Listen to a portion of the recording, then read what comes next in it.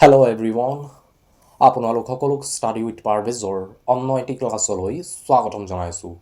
বন্ধুসকল, আমি আছাম পুলিচৰ আগন্তুক দিনত হ'বলগীয়া যি লিখিত পৰীক্ষা আছে তাৰ প্ৰস্তুতিৰ বাবে এটা ইম্পৰ্টেণ্ট MCQ ছিৰিজৰ আৰম্ভণি কৰিছিলোঁ। তাৰ আজি 23 নম্বৰ ক্লাছ হয়। ইয়াৰ আগৰ ক্লাছখিনি যদি আপোনালোকে নাই চোৱা, আমাৰ প্লে'লিষ্টত Assam police ABUB practice set বুলি এটা প্লে'লিষ্ট বনোৱা আছে। তাত সকলো ক্লাছখিনি আপোনালোকে পাই যাব। আজিৰ ক্লাছত আমি 25টা ইম্পৰ্টেণ্ট MCQ আলোচনা কৰিম আৰু এই 25টা ইম্পৰ্টেণ্ট MCQত কোনে কিমান স্ক'ৰ কৰিছে আমাক কমেণ্ট কৰি জনাব। তেনেহ'লে আৰম্ভ কৰোঁ আজিৰ প্ৰথমটো কুৱেশ্যন। আজিৰ প্ৰথমটো কুৱেশ্যন হ'ল, মাজুলী চুক্তি স্বাক্ষৰ হোৱাৰ সময়ত আহোম স্বৰ্গদেউ কোন আছিল? অপশ্যন 4টাৰ ভিতৰত উত্তৰ হ'ব আহোম স্বৰ্গদেউ চুকাম্ফা আছিল মাজুলী চুক্তি স্বাক্ষৰ হোৱাৰ সময়ত। আহোম স্বৰ্গদেউ চুকাম্ফাক আন কি নামেৰে জনা যায়? উত্তৰ হ'ব খুৰা ৰজা নামেৰে আহোম স্বৰ্গদেউ চুকাম্ফাক জনা যায়। পৰীক্ষাত কুৱেশ্যন আহে, মাজুলী চুক্তি কাৰ কাৰ মাজত হৈছিল? উত্তৰ হ'ব আহোম আৰু কোচসকলৰ মাজত মাজুলী চুক্তি স্বাক্ষৰ হৈছিল। মাজুলী চুক্তি কোন চনত স্বাক্ষৰ কৰা হৈছিল? পৰীক্ষাত কুৱেশ্যন আহে, উত্তৰ হ'ব 1563 চনত মাজুলী চুক্তি আহোম আৰু কোচৰ মাজত স্বাক্ষৰ হৈছিল। যিখিনি পইণ্ট কৈ গৈছোঁ ভেৰি ভেৰি ইম্পৰ্টেণ্ট হয়। যদি এই পইণ্টখিনি মনত ৰাখিব পাৰা, তোমালোকে এক্সট্ৰা আৰু 2-3টা কুৱেশ্যন কৰিব পাৰিবা। কুৱেশ্যন নম্বৰ 2, ছেবিৰ মুখ্য কাৰ্যালয় ক'ত অৱস্থিত? অপশ্যন 4টাৰ ভিতৰত উত্তৰ হ'ব মুম্বাইত ছেবিৰ মুখ্য কাৰ্যালয় অৱস্থিত। যদি পৰীক্ষাত কুৱেশ্যন আহে, ছেবিৰ সম্পূৰ্ণ নাম কি? উত্তৰ হ'ব security exchange board of India. পুনৰ এবাৰ ৰিপিট কৰি গৈছোঁ, security exchange board of India. ছেবিৰ গঠন 1992 চনত হৈছিল। পৰীক্ষাত আহিব পাৰে, ছেবিৰ গঠন কোন চনত কৰা হৈছিল? 1992 চনত ছেবিৰ গঠন কৰা হৈছিল। নেক্সট কুৱেশ্যন, কুৱেশ্যন নম্বৰ 3, হকীৰ যাদুকৰ হিচাপে কাক জনা যায়? অপশ্যন 4টাৰ ভিতৰত উত্তৰ হ'ব মেজৰ ধ্যানচান্দক হকীৰ যাদুকৰ হিচাপে জনা যায়। নেক্সট কুৱেশ্যন, কুৱেশ্যন নম্বৰ 4, কোনে প্ৰাগজ্যোতিষপুৰক পূৰ্বৰ জ্যোতিষনগৰ বুলি অভিহিত কৰিছিল? অপশ্যন 4টাৰ ভিতৰত উত্তৰ হ'ল এডৱাৰ্ড গেইট। এডৱাৰ্ড গেইটে প্ৰাগজ্যোতিষপুৰক পূৰ্বৰ জ্যোতিষনগৰ বুলি অভিহিত কৰিছিল। কুৱেশ্যন নম্বৰ 5, কোনখন ৰাষ্ট্ৰক লেণ্ড অফ থাণ্ডাৰ ড্ৰেগন নামেৰে জনা যায়? ভেৰি ভেৰি ইম্পৰ্টেণ্ট কুৱেশ্যন হয়। প্ৰায়সমূহ প্ৰতিযোগিতামূলক পৰীক্ষাত এইটো কুৱেশ্যন আহিছে। উত্তৰ হ'ব ভূটানক লেণ্ড অফ থাণ্ডাৰ ড্ৰেগন নামেৰে জনা যায়। যদি পৰীক্ষাত কুৱেশ্যন আহে, ভাৰতৰ কোনখন ৰাজ্যক লেণ্ড অফ থাণ্ডাৰ ড্ৰেগন নামেৰে জনা যায়? উত্তৰ হ'ব ছিক্কিমক লেণ্ড অফ থাণ্ডাৰ ড্ৰেগন নামেৰে জনা যায়। ভাৰতৰ বুলি ক'লে ছিক্কিম আৰু বিশ্বৰ বুলি ক'লে ভূটান। কুৱেশ্যন নম্বৰ 6, কোন চনত নিৰ্বাচন আয়োগৰ গঠন কৰা হৈছিল? অপশ্যন 4টাৰ ভিতৰত উত্তৰ হ'ব 1950 চনত নিৰ্বাচন আয়োগৰ গঠন কৰা হৈছিল। যদি পৰীক্ষাত কুৱেশ্যন আহে, প্ৰথম নিৰ্বাচন আয়ুক্ত কোন আছিল? উত্তৰ হ'ব সুকুমাৰ সেন আছিল প্ৰথম নিৰ্বাচন আয়ুক্ত আৰু তেওঁৰ অধীনত ভাৰতত প্ৰথমবাৰৰ বাবে নিৰ্বাচন 1950 to 1951 চনত হৈছিল। 1951 পৰা 1952 চনত যি ভাৰতৰ প্ৰথম নিৰ্বাচন অনুষ্ঠিত হৈছিল আৰু এই নিৰ্বাচনত আয়ুক্ত আছিল সুকুমাৰ সেন। নেক্সট কুৱেশ্যন, কুৱেশ্যন নম্বৰ 7, কাক ভাৰতৰ GSTৰ পিতৃ হিচাপে জনা যায়? অপশ্যন 4টা হ'ল দাদাভাই নৰোজী, চৌধুৰী চৰণ সিং, অটল বিহাৰী বাজপেয়ী আৰু জৱাহৰলাল নেহৰু। অপশ্যন 4টাৰ ভিতৰত উত্তৰ হ'ব অটল বিহাৰী বাজপেয়ীক ভাৰতৰ GSTৰ পিতৃ হিচাপে জনা যায়।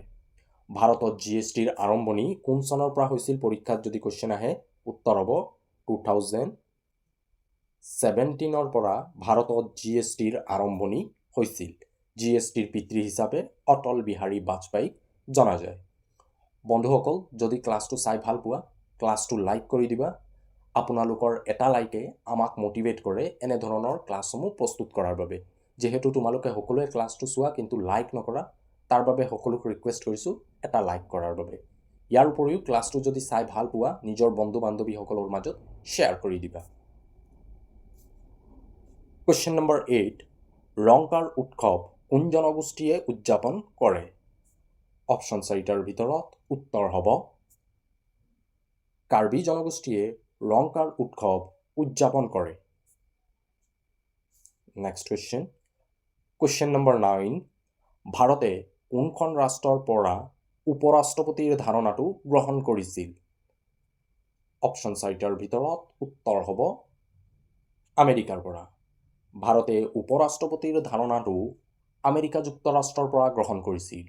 ভাৰতে আমেৰিকা যুক্তৰাষ্ট্ৰৰ পৰা আন এটা গুৰুত্বপূৰ্ণ বিষয় গ্ৰহণ কৰিছিল আৰু সেইটো হ'ব মৌলিক অধিকাৰ। মৌলিক অধিকাৰৰ ধাৰণাটো আমেৰিকাৰ বিলছ অফ ৰাইটৰ পৰা ভাৰতে গ্ৰহণ কৰিছিল। ভাৰতৰ সংবিধানৰ আটাইতকৈ বেছি উৎসসমূহ আমেৰিকা যুক্তৰাষ্ট্ৰৰ পৰা ভাৰতে গ্ৰহণ কৰিছে। Next question. কুৱেশ্যন নম্বৰ 10, ভগদত্তৰ কন্যাগৰাকীৰ নাম কি আছিল?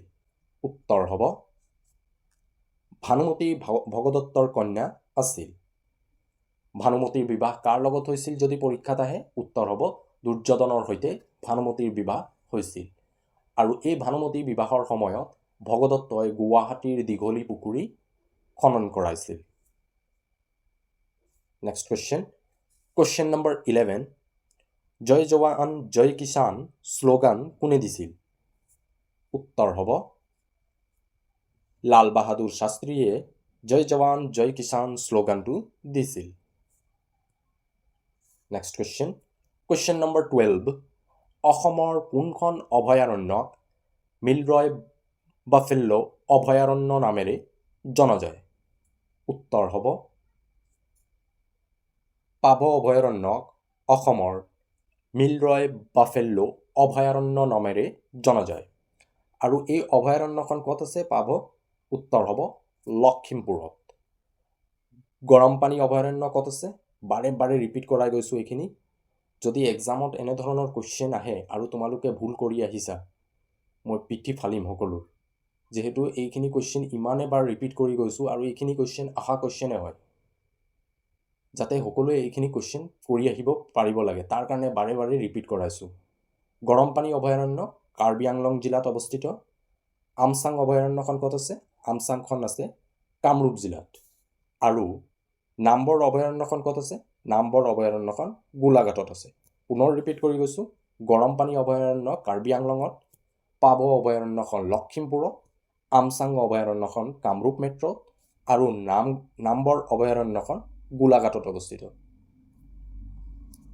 Next question. কুৱেশ্যন নম্বৰ 13, সমুদ্ৰপুত্ৰ নামেৰে কোন কেন্দ্ৰীয় শাসিত অঞ্চলক জনা যায়? অপশ্যন 4টাৰ ভিতৰত উত্তৰ হ'ব লক্ষদ্বীপক সমুদ্ৰপুত্ৰ নামেৰে জনা যায়। Next question. কুৱেশ্যন নম্বৰ 14, অসুৰ বংশৰ ৰাজধানী ক'ত আছিল? অপশ্যন 4টাৰ ভিতৰত উত্তৰ হ'ব শোণিতপুৰ আছিল অসুৰ বংশৰ ৰাজধানী। পৰীক্ষাত যদি কুৱেশ্যন আহে অসুৰ বংশৰ প্ৰতিষ্ঠা কোনে কৰিছিল? উত্তৰ হ'ব মহৰ্ষিয়ে অসুৰ বংশৰ প্ৰতিষ্ঠা কৰিছিল। অসুৰ বংশৰ শেষজন ৰজা কোন আছিল? বান ৰজা আছিল অসুৰ বংশৰ শেষজন ৰজা। আৰু এই বংশটো আছিল অসমৰ প্ৰাগৈতিহাসিক যুগৰ একেবাৰে শেষৰ বংশ। Next question.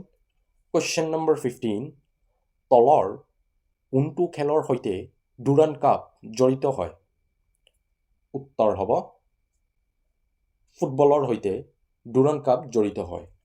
আৰু এই কাপৰ আৰম্ভণি কেতিয়াৰ পৰা কৰা হৈছিল? উত্তৰ হ'ব 1888 চনৰ পৰা ডুৰাণ্ড কাপৰ আৰম্ভণি কৰা হৈছিল। কাৰেণ্ট এফেয়াৰ ৰিলেটেড এটা কুৱেশ্যন ইয়াৰ পৰা কৈ যাম। যদি পৰীক্ষাত কুৱেশ্যন আহে 2024 চনৰ ডুৰাণ্ড কাপৰ খিতাপ কোনটো দলে জয়লাভ কৰিছিল? উত্তৰ হ'ব নৰ্থ ইষ্ট ইউনাইটেড FC-য়ে 2024 চনৰ ডুৰাণ্ড কাপৰ খিতাপ দখল কৰিছিল আৰু এই খিতাপ নৰ্থ ইষ্ট ইউনাইটেড FC-য়ে প্ৰথমবাৰ লাভ কৰিছিল। নেক্সট কুৱেশ্যন নম্বৰ 16, ভাৰতীয় ৰেলৰ মুখ্য কাৰ্যালয় ক'ত অৱস্থিত? উত্তৰ হ'ব দিল্লীত ভাৰতীয় ৰেলৱেৰ মুখ্য কাৰ্যালয় অৱস্থিত।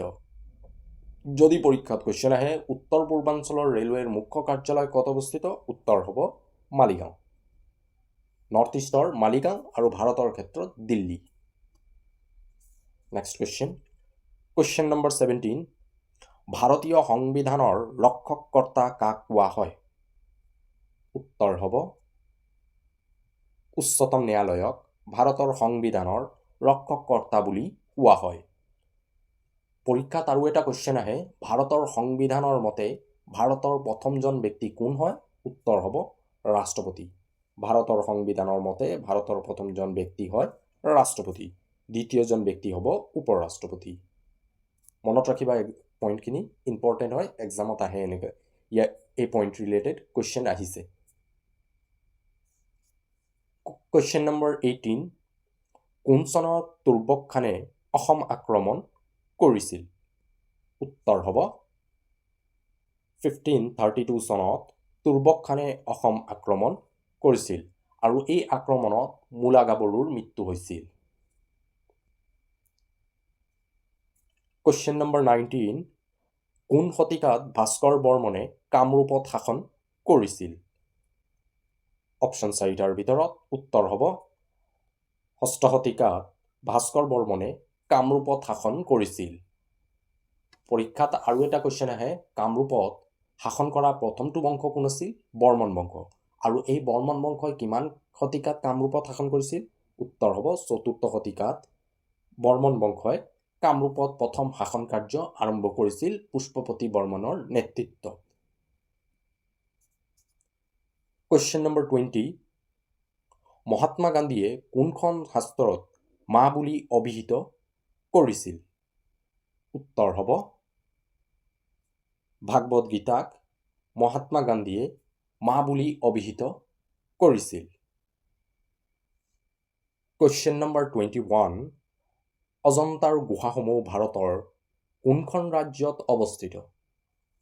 অপশ্যন 4টাৰ ভিতৰত উত্তৰ হ'ব অজন্তাৰ গুহাসমূহ ভাৰতৰ মহাৰাষ্ট্ৰত অৱস্থিত। পৰীক্ষাত ইয়াৰ পৰা আৰু দুটা কুৱেশ্যন আহে। প্ৰথমটো কুৱেশ্যন হ'ব অজন্তাৰ গুহাসমূহ কোন যুগৰ হয়? উত্তৰ হ'ব গুপ্ত যুগৰ হয় অজন্তাৰ গুহাসমূহ। পৰীক্ষাত দ্বিতীয়টো কুৱেশ্যন আহিব পাৰে কোন চনত অজন্তাৰ গুহাক ৱৰ্ল্ড হেৰিটেজ চাইট হিচাপে ঘোষণা কৰা হৈছিল? যিহেতু অজন্তাৰ গুহাসমূহ ৱৰ্ল্ড হেৰিটেজ চাইট হয়। উত্তৰ হ'ব 1983 চনত অজন্তাৰ গুহাসমূহ ৱৰ্ল্ড হেৰিটেজ চাইট হিচাপে ঘোষণা কৰা হৈছিল। এতিয়া তোমালোকে মোক কমেণ্ট কৰি জনাবা বৰ্তমান ভাৰতত কিমানখন ৱৰ্ল্ড হেৰিটেজ চাইট আছে? উত্তৰটো আমাক কমেণ্ট কৰি সকলোৱে জনাবা। কুৱেশ্যন নম্বৰ 22, অলিম্পিকত সোণৰ পদক লাভ কৰা প্ৰথম ভাৰতীয় খেলুৱৈ কোন আছিল? উত্তৰ হ'ব অভিনৱ বিন্দ্ৰা। অভিনৱ বিন্দ্ৰা আছিল প্ৰথমজন ভাৰতৰ খেলুৱৈ যিজনে অলিম্পিকত সোণৰ পদক লাভ কৰিছিল। কোন চনত তেওঁ এই পদক লাভ কৰিছিল? উত্তৰ হ'ব 2008ত অভিনৱ বিন্দ্ৰাই বেইজিং অলিম্পিকত এই সোণৰ খিতাপ দখল কৰিছিল। আৰু তেওঁ কোনটো খেলৰ সৈতে জড়িত আছিল? তেওঁ শ্বুটিঙৰ সৈতে জড়িত আছিল আৰু 10 মিটাৰ শ্বুটিঙত তেওঁ এই খিতাপ লাভ কৰিছিল আৰু তেওঁ আছিল প্ৰথম ভাৰতীয় সোণৰ পদক লাভ কৰা অলিম্পিক খেলুৱৈ।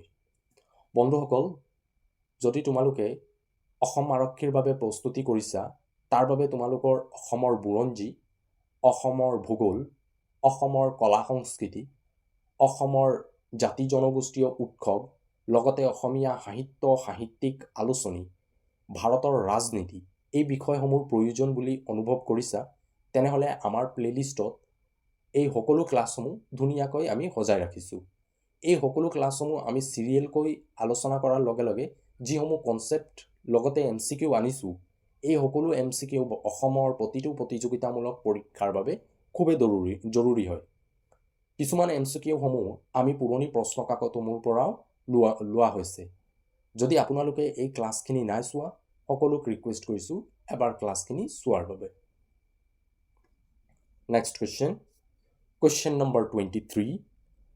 অসমীয়া আধুনিক কবিতা বনকুঁৱৰীৰ ৰচনা কোনে কৰিছিল? উত্তৰ হ'ব চন্দ্ৰকুমাৰ আগৰৱালাই বনকুঁৱৰী নামৰ অসমীয়া কবিতাৰ ৰচনা কৰিছিল।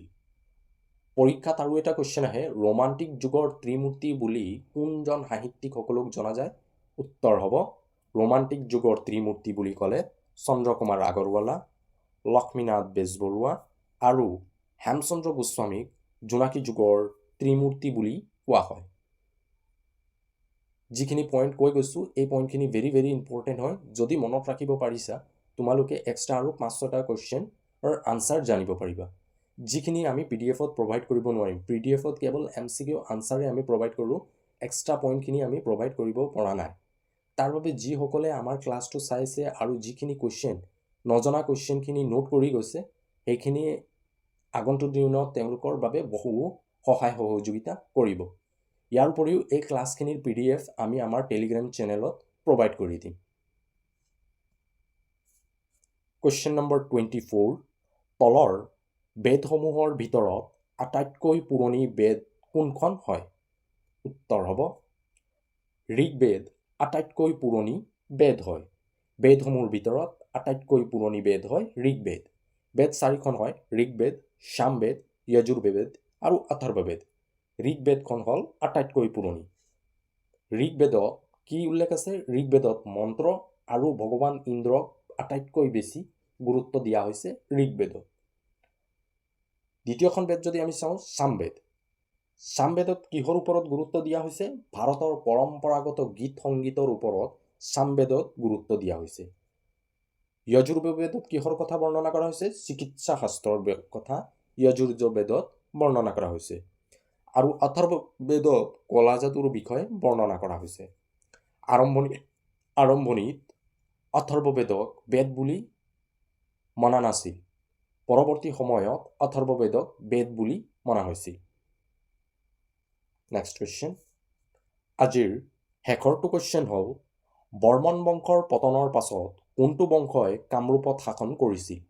ইজি কুৱেশ্যন হয়, সকলোৱে পাৰিব লাগে এইটো কুৱেশ্যন। উত্তৰ হ'ব শালস্তম্ভ বংশ। বৰ্মন বংশৰ পতনৰ পাছত কামৰূপত শাসন কৰা দ্বিতীয়টো বংশ আছিল শালস্তম্ভ বংশ। শালস্তম্ভ বংশৰ প্ৰতিষ্ঠা শালস্তম্ভই কৰিছিল। তো বন্ধুসকল, আজিৰ ক্লাছত আমি এই 25টা ইম্পৰ্টেণ্ট MCQ আলোচনা কৰিছোঁ। এই MCQখিনিয়ে তোমালোকৰ আগন্তুক দিনত যি আছাম পুলিচৰ ABUBৰ লিখিত পৰীক্ষা হ'বলগীয়া আছে, তাত যথেষ্ট সহায় সহযোগিতা কৰিব। আজিৰ এই 25টা ইম্পৰ্টেণ্ট MCQত কোনে কিমান স্ক'ৰ কৰিছে আমাক কমেণ্ট কৰি জনাবা। লগতে কিবা ক্লাছৰ যদি ডাউট থাকে আমাক কমেণ্ট কৰি জনাবা। যদি ক্লাছটো চাই ভাল পোৱা, ক্লাছটো লাইক কৰিবা, নিজৰ বন্ধু বান্ধৱীসকলৰ মাজত শ্বেয়াৰ কৰিবা। যদি আপোনালোকে আমাৰ চেনেলটোক ছাবস্ক্ৰাইব কৰা নাই, সকলোক ৰিকুৱেষ্ট কৰিছোঁ আমাৰ চেনেলটোক ছাবস্ক্ৰাইব কৰি থোৱাৰ বাবে। তো আজিলৈ ইমানেই। পুনৰ লগ পাম আমি আমাৰ অন্য এটি ক্লাছলৈ। Thank U.